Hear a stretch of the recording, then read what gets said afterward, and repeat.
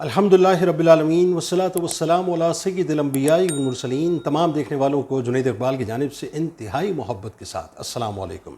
ناظرین کرام، الحمدللہ رمضان المبارک جاری و ساری ہے، اور یہ وہ مہینہ ہے، وہ کرم والا مہینہ ہے جس میں کرم کی عطاؤں کی اتنی بارش ہے صاحب، کہ جس کا آپ تصور بھی نہیں کر سکتے۔ یعنی اللہ تبارک و تعالیٰ نے یوں کہہ لیجئے کہ آپ کو ایک اتنا زبردست اور اتنا بمپر قسم کا پیکج دے دیا ہے کہ اب کوئی بیوقوفی ہوگا صاحب جو اس کو اویل نہ کرے۔ یعنی ہر طرف سے، ہر انداز سے اللہ تبارک و تعالیٰ ہر ساتھ آپ کو عطا کرنا چاہتا ہے۔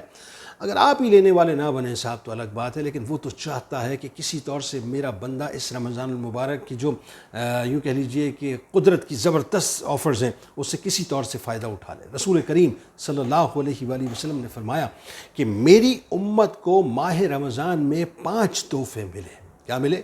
میری امت کو ماہ رمضان میں 5 تحفے ملے جو اس سے پہلے کسی نبی کو نہیں ملے۔ اب یہ جو 5 تحفے ہیں نا، اس کو آپ نے ذرا توجہ کے ساتھ سننا ہے، اور دیکھیے صاحب کہ اللہ تبارک و تعالیٰ نے اپنے حبیب کریم صلی اللہ علیہ وآلہ وسلم کے صدقے اور طفیل ہم جیسے گناہ گار امتیوں پر کتنا حسین کرم کیا ہے۔ یعنی پہلی بات آپ فرماتے ہیں کہ جب رمضان المبارک کی پہلی رات آتی ہے، فرسٹ نائٹ جب رمضان المبارک کی آتی ہے، تو اللہ تبارک و تعالیٰ ان کی طرف نظر التفات فرماتا ہے، اور جس پر اس کی نظر رحمت پڑ جائے اسے کبھی عذاب نہیں دیتا۔ یعنی جب پہلی رات آتی ہے تو اللہ تبارک و تعالیٰ ہم مسلمانوں کے اوپر نظر التفات یعنی محبت سے دیکھتا ہے، الفت سے دیکھتا ہے، اور جس پر اللہ تبارک و تعالیٰ کی نظر الفت پڑ گئی، اللہ تبارک و تعالیٰ کی رحمت اس پہ پڑ گئی، یقین مانیے اللہ تبارک و تعالیٰ اس کو کبھی بھی عذاب نہیں دے گا۔ یعنی اس کی رحمت بنیادی طور پر متلاشی۔ اب ہم اگر خدا نخواستہ ڈسٹریکٹ ہو گئے، یا ہم نے رمضان کی آمد پر رمضان پہ توجہ نہ دی، اس کے کرم پہ توجہ نہ دی، اور ہم اس کے ساتھ اپنے آپ کو یعنی یوں کہہ لیجیے کہ اس کی بارگاہ کے ساتھ اپنے آپ کو انگیج نہیں کرتے، تو یہ قصور ہمارا ہے، ورنہ وہ تو چاہتا ہے کہ میرا بندہ میرے ساتھ انگیج ہو۔ دوسری بات آپ فرماتے ہیں کہ شام کے وقت ان کے منہ کی بو اللہ تبارک و تعالیٰ کو کستوری کی خوشبو سے بھی زیادہ اچھی لگتی ہے۔ یہ جو روزے دار کے منہ میں ایک اسمیل، مخصوص اسمیل آتی ہے نا، ظاہر ہے پورے دن وہ نہیں کھاتا، پورے دن وہ پیاسے رہتا ہے۔ اب لاجیکلی تو ظاہر ہے جو لوگ ویسے اگر اس کو دیکھیں تو صاحب یہ تو عجیب سی بات ہے نا کہ پورے دن آپ جو برش بھی نہیں کر سکتے، آپ کھا بھی نہیں رہے کچھ بھی، تو ایک مخصوص اسمیل آتی ہے۔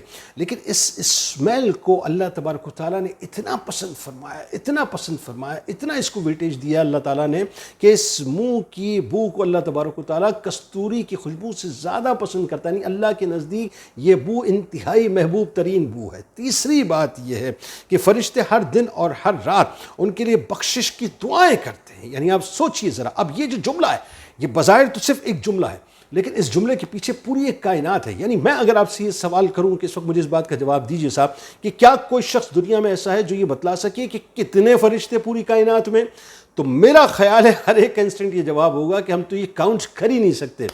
یعنی آپ سوچئے صاحب کہ لا تعداد ان کو آپ ہزاروں کہیں، لاکھوں کہیں، کروڑوں کہیں، اربوں کہیں، خربوں کہیں، تعداد آپ شمار کر ہی نہیں سکتے کہ ان کی تعداد کیا ہوگی۔ یعنی سوچئے کہ لا تعداد فرشتے دن اور رات اس بندے کے لیے دعا کر رہے ہوتے ہیں جو روزے دار ہے۔ اور چوتھی بات، اللہ تبارک و تعالیٰ اپنی جنت کو حکم دیتا ہے کہ میرے بندوں کے لیے تیاری کر لیں اور مزین ہو جا، تاکہ وہ دنیا کی تھکاوٹ سے میرے گھر اور میرے دار رحمت میں پہنچ کر آرام حاصل کریں۔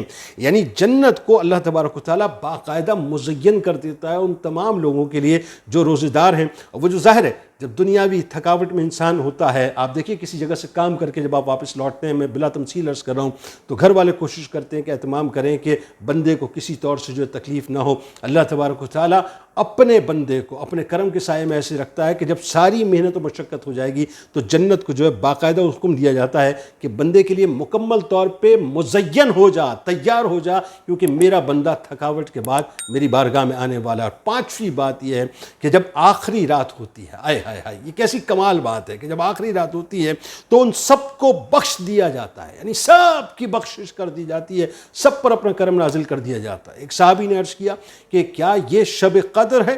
رسول کریم صلی اللہ علیہ وآلہ وسلم نے جو جواب دیا نا، بڑا کمال جواب ہے۔ آپ فرماتے ہیں کہ نہیں، کیا تم نہیں جانتے ہو کہ جب مزدور اپنے کام سے فارغ ہو جائے تو انہیں پوری مزدوری دی جاتی ہے۔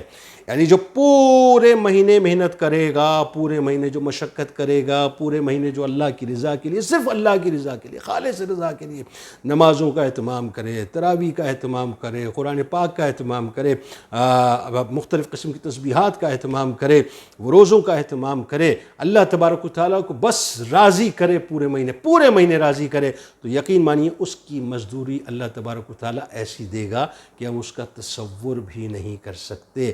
یہ 5 انعامات رسول کریم صلی اللہ علیہ وآلہ وسلم کی امت پر رسول اللہ صلی اللہ علیہ وآلہ وسلم کے صدقے ملے ہیں۔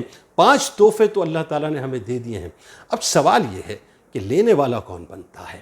اگر کوئی خدا نخواستہ اس کو لینے والا نہ بنے تو قصور اس کا ہے، ورنہ یہ تحفے تو تیار ہوئے ہوئے ہیں، یوں کہہ لیجئے کہ باقاعدہ ریپ ہوئے ہوئے ہیں، صرف اس کو اٹھانے والا کوئی چاہیے۔ اس دعا، اس امید، اس یقین کے ساتھ اجازت دیں کہ اللہ تعالیٰ آپ کا، ہمارا، ہم سب کا حامی و ناصر ہو۔ اللہ حافظ۔